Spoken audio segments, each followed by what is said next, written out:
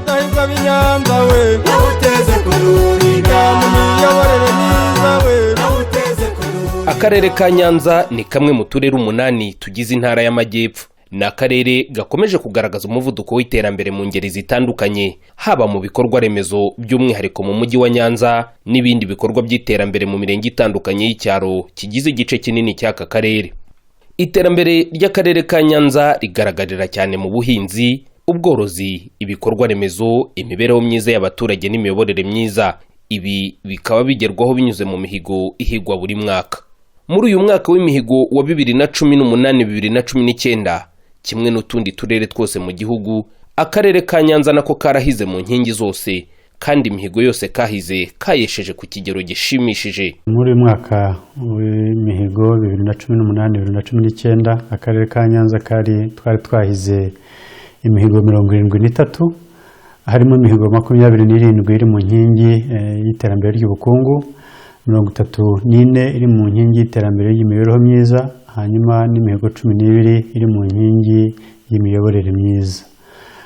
Muri iyo mihigo yose rero uko ari 73, twayigezeho ku kigero cyiza, harimo gusa imihigo 5 itaragezweho ku kigero c'100%, ariko indi yose twayigezeho mu buryo bushimishije. Mu bukungu, ubuhinzi nibwo burangaje imbere imihigo yahizwe muri iki cyiciro, haherewe kuri politiki yo guhuza ubutaka hahingwa ibihingwa byatoranyijwe birimo ibigori, ibishyimbo, imyumbati, soya n'umuceri. Kuri buri gihingwa, umuhigo w'ubuso bwahizwe weshejwe ku kigero gisaga 100%. Uyu muhigo kandi wari uherekejwe n'uwo kuzamura umusaruro uboneka kuri buri hegitari yahinzweho. Ni umuhigo nawo kuri buri gihingwa weshejwe ku kigero gisaga 100%. Ibi byose byaturutse ku bukangurambaga, aho abahinzi bakanguriwe guhinga kijyambere, bategura imirima neza kandi ku gihe, begerezwa imbuto z'indobanure n'ifumbire ndetse bigishwa kuyikoresha neza. Ku ifumbire usibye DAP, andi moko y'ifumbire ndetse n'imbuto z'indobanure akarere kari kahize kugeza ku bahinzi, byose byagezweho ku kigero gisaga 100%. Ngiyi intandaro y'umusaruro utubutse nk'uko binashimangirwa n'abahinzi. Umusaruro rwose ubu twari tugeze ku murumbuko mwiza ushimishije wa toni 7 kuri hegitari. Rwose ubu ngubu umuhinzi w'umuceri ahagaze neza. Nk'ubu ndahera kubana ntuye heza, maze kuba mfite inzu kuri santere, naguze mu mafaranga y'umuceri, mfite inka za kijyambere zirenze imwe, mfite ipikipiki ngenderaho. Ubu n'uyu munsi noneho nagize ku yindi nzu ya kabiri mu yindi santere, ntabwo nkituye ku santere imwe. Nturebye byose mbikisha umuceri. Ku bufatanye n'amakoperative y'abahinzi n'abandi bafatanyabikorwa, hubatswe ubwanikiro bw'amakoperative atandukanye kugira ngo babashe kujya bafata umusaruro wabo neza, bityo urusheho no kugira agaciro ku isoko. Twajyaga twanika hanze ibigori byacu bikanyagirwa, ugasanga muri make ingo zagiye zihenuka bitewe n'uko imvura nyinshi yagwaga, hakakoroha ibigori bigahenuka. Ariko twabonye ino hangari iradufasha mu kwanika ibigori byacu neza, ndetse tukavungura igihe dushakiye, kuko ibigori byacu biba bifite ubwirinzi. Hahizwe kandi kongera imbaraga mu buhinzi bw'imboga n'imbuto. Hahingwa imboga z'amoko atandukanye ku buso bwa hegitari zisaga 658, ndetse n'ibiti by'imbuto zitandukanye bigera ku 25,000. Iyi mihigo yombi yeshejwe ku kigero gisaga 120%. Ubwo tugahinga amashu, tugahinga imboga dodo, tugahinga ibyo nibyo iby'imboga, tugahinga beterave, tugahinga korojete, tugahinga na kokombure. N'izi mboga kandi ntabwo umuntu arya ibiryo bitarimo imboga. Tugira umunsi bakaduha amashu dutahana yo kujya kurya, bakaduha imboga tukajyana, mbese ibikorwa biba ari ibyacu. Icyerekezo cyanjye no kubona muri kano gace k'Inyanza nta kibazo cy'imbuto bagomba kugira, niyo ntego nihaye. Mu mihigo y'uyu mwaka ijyanye n'ubuhinzi kandi harimo umuhigo ujyanye no kurwanya isuri hakorwa amaterasi y'indinganire. Hakozwe amaterasi y'indinganire ku buso bwa hegitari 45 n'amaterasi yikora ku buso bwa hegitari zisaga 162. Uyu ni umuhigo nawo weshejwe ku kigero gisaga 100%. Mu mihigo yari yahizwe muri uyu mwaka kandi harimo umuhigo ujyanye no kuhira ku buso buto. ubu ubuso bwuhirwa hakoreshejwe ikoranabuhanga ryo kuhira ku buso buto bwageze kuri hegitari zisaga 95 n'igice. N'umuhigo weshejwe ku kigero c'106%. Urareba iyi sambu yacu ni nini, ntabwo twari kujya tubasha kuyivomera na rozwari. Rero niyo mpamvu dufite iriya mashini ivomera, kuko iratwunganira, ivomera ahantu hagari twebwe tutashobora. Muri uyu mwaka akarere ka Nyanza kandi kahize imihigo ijyanye n'ubworozi. Umuhigo wa mbere mu bworozi wari uwo gutera intanga inka hagamijwe gukomeza kugabanya inka za gakondo izi bakunze kwita Inyarwanda, hongerwa inka za kijyambere zitanga umukamo utubutse. Hatewe intanga inka 4,492 ndetse habarurwa inyana 1,834 zazivutseho. Uyu nawo n'umuhigo weshejwe ku kigero gisaga 100%. Tukivuga imihigo ijyanye n'ubukungu kandi harimo n'umuhigo ujyanye no guteza imbere urwego rw'abikorera no guhangira imirimo urubyiruko. Muri uyu muhigo hatanzwe ibikoresho ku rubyiruko rw'abahungu n'abakobwa 97 barangije kwiga amasomo y'imyuga n'ubumenyi ngiro. Ni muri gahunda izwi ku izina rya Startup Toolkit. Narangije kwiga 2013, diplome ndayicarana, ntegereza ko hari ikintu yazamarira ndaheba.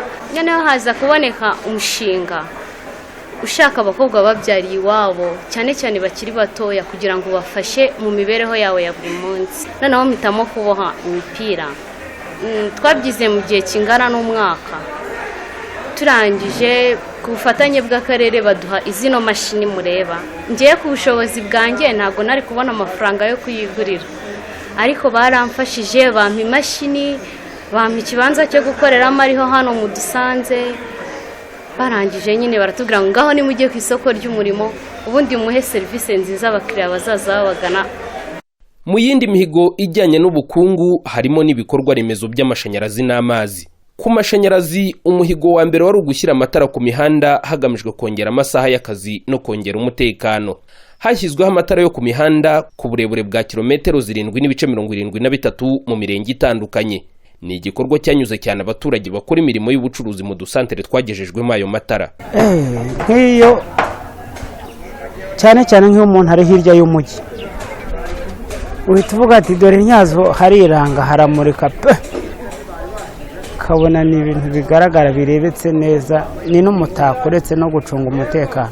Amasaha mbere yatugongaga akazi katararangira, ugasanga kwanura biratugoye, tugenda tumurikisha akamuri ka telefone, ariko bakakanya itara riba rimurika, ushaka wanakomeza ugakora ukageza paka. Hongerewe kandi ibice bigerwamo n'umuriro w'amashanyarazi haba mu ngo z'abaturage ndetse no mu bindi bikorwa bifitiye abaturage akamaro.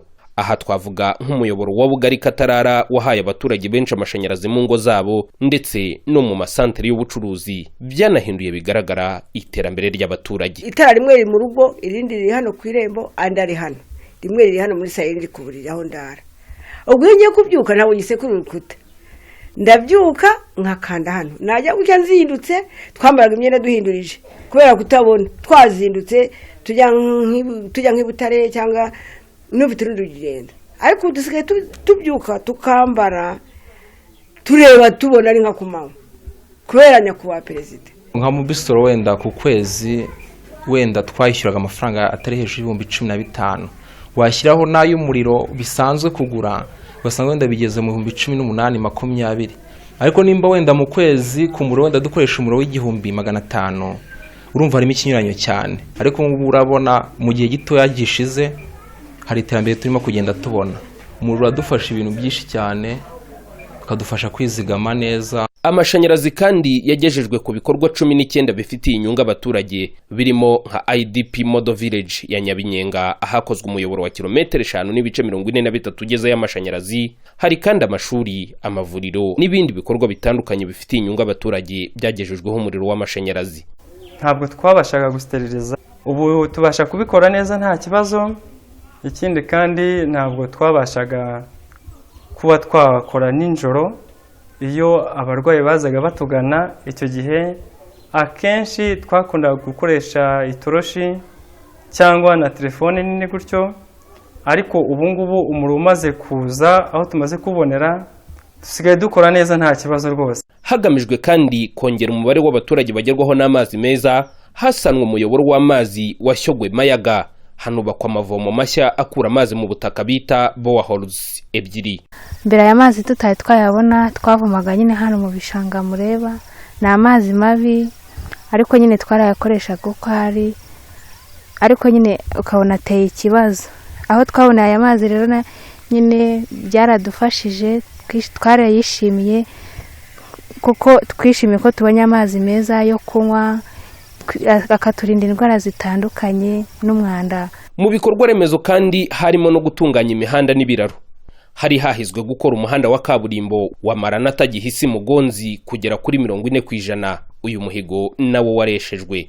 Hakozwe kandi ibiraro bibiri by'abanyamaguru bica mu kirere ku migezi yagoraga abaturage kuyambuka. Ibi biraro nabyo ubu byamaze kubakwa ndetse biranakoreshwa. Mu mihigo ijyanye n'imibereho myiza y'abaturage, ku isonga akarere ka Nyanza muri uyu mwaka kitaye ku kubakira amacumbi abaturage batari bafite aho baba ndetse n'abari batuye mu manegeka. Hubatswe inzu nziza zizwi nka 4-in-1, harimo n'izubatswe mu mudugudu w'icyitegererezo wa IDP Model Village iri mu murenge wa Busoro. Izi zatujwemo imiryango itandukanye yasizwe heruheru na jenoside yakorewe abatutsi mu 1994. Baranezero cyane kubona tufite aho turara naho nta kibazo dufite. Ubu ngubu naryaga sibigere ku mutima, ryamaga ku mashara nkashyiraho umusambi, ariko ubu ndaryama kuri matera. Nariraga naterekaga isahani hasi ariko ndayitereka ku meza nkicara ku ntebe. Byarandenze, byaranshimishije. Nabonye ko nagomba kuguma mu bwigunge, kumva ngo ndi imfubye. Nari mfite traumatisme yo kubura ababyeyi banjye no kubura aho ndara naho nirirwa, ariko ubu naranezerewe cyane kubona mbona aho ndara. Abana banjye ko nababyaye bakaba bafite aho barara, ntafite chambre y'abashyitsi na chambre yanjye na douche na n'igikoni na toilette, umva byaranejeje cyane. Abashima rero leta y'ubumwe bw'abanyarwanda uburyo yatekereje kugira ngo ibakire abantu batafite aho baba. Nkabashima rwose na perezida wacu Kagame Paul babonye ko abanyarwanda bahiramwe n'ubukene, agategeza ku buryo kiyabaha aho baba. Gutanga inkunga y'ingoboka ku bageze mu zabukuru ndetse n'abagenerwabikorwa ba FARG nawo ni umuhigo wagezweho, kuko abagenerwabikorwa batoranyijwe muri iyi gahunda bose babonye iyi nkunga kandi ku gihe. Ngaye ngoboka rwose narayibonye, ingirira akamaro. Inkunga y'ingoboka yarangobotse. Iyi leta numva nyishima mu buryo bwose buhagije, kuko igitwibuka abantu batagira shinge na rugero, abantu batagira batwitaho itwitaho. Muri gahunda ya gira inka hatanzwe inka 988 ndetse nyinshi mu zatanzwe zahise zinabyara kuko hatanzwe inka zihaka. Mbanza nshimire perezida wa Repubulika. Maze imyaka 68 nta wundi muntu wampaye. Inyibona nabonaga ntari nyikwiye, kuko urumva iyo myaka yose ntatunze inka. Inka barayiduha hari mu kwa 12, hashize iminsi 20 birabyaye. Kubanywaga amazi ukabona amatunywa amanywa na nijoro ntaho yaguze, wayabona guyaguze, numva ko hari cyarindutse mu buzima bwacu. Mu mibereho myiza y'abaturage kandi urwego rw'ubuzima narwo ntirwirengagijwe. Hubatswe amavuriro aciriritse, no kuvuga poste de santé ebyiri zinashyirwamo ibikoresho, ndetse ubu zatangiye no gutanga serivisi z'ubuvuzi ku baturage. Urwego rw'uburezi kandi narwo ntirwasigaye inyuma. Mu burezi ku isonga hubatswe inyubako nziza y'igorofa kuri kaminuza y'ubumenyi ngiro mu by'amategeko ya ILPD izakoreshwa nk'ibiro ndetse n'amacumbi. Hubatswe kandi ibyumba by'amashuri 55 bisimbura ibishaje ku bigo by'amashuri abanza n'ayisumbuye atandukanye. Hasanwa ibyumba by'amashuri 36 byari bishaje, ndetse hubakwa ubwiherero 48 mu bigo by'amashuri. Twigaga turi benshi mu kigo, aho twigaga ugasanga abana bicaye ari bane mu ntebe imwe, barangiza ugasanga ikibazo cyo kwiga cyangwa gusubiza mwarimu mu ishuri cyari ikibazo kitubangamiye cyane. Ariko mu gihe baje kutwubakira andi mashuri, twaje kugira mu ishuri rimwe hakajyamo abanyeshuri bakenya, ku buryo dusigaye twiga ku ntebe hicayeho abana 3. Wasangaga mu cyumba cy'ishuri dufite abana bageze ku 102, 105,98 noneho umurezi kuba yabaha umwitozo kugira ngo akosore abo bana barangize byaramugoraga cyane, ariko uyu munsi usanga ibi byumba bimaze kuboneka. Umurezi aba afite nk'abana 66, 65, abo ngabo iyo hari umwitozo abahaye mu matsinda bakawukora, kubakosora biramworohera. Akarere ka Nyanza kandi muri uyu mwaka kari kahize umuhigo wo kubaka icyiciro cya mbere cy'urwibutso rwa Jenoside yakorewe Abatutsi rwa Nyamiyaga. Icyiciro cya mbere cyaruzuye ndetse tariki 30 Kamena uyu mwaka ubwo hibukwaga ku nshuro ya 25 Jenoside yakorewe Abatutsi mu cyahoze ari Amayaga. Uru rwibutso rwashyinguwemo imibiri y'Abatutsi 85,000 mu cyubahiro yari imaze igihe ishyinguye nabi. Mu miyoborere myiza, inteko z'abaturage zakomeje kuba urubuga abaturage n'abayobozi baganiriramo hagamijwe gukemura ibibazo byugarije abaturage. Aho ibibazo byose byagejejwe ku buyobozi binyuze mu nteko z'abaturage byabonewe umuti. Hakomeje kandi guha imbaraga itorero ryo ku rwego rw'umudugudu, ku buryo kuri ubu mu midugudu yose uko ari 420 itorero rikora neza. Abaturage bagatozwa indangagaciro na kirazira by'umuco nyarwanda, imibanire myiza, ubufatanye n'iterambere. Iyi ni imwe mu mihigo y'ingenzi yeshejwe n'akarere ka Nyanza muri uyu mwaka wa 2018-2019.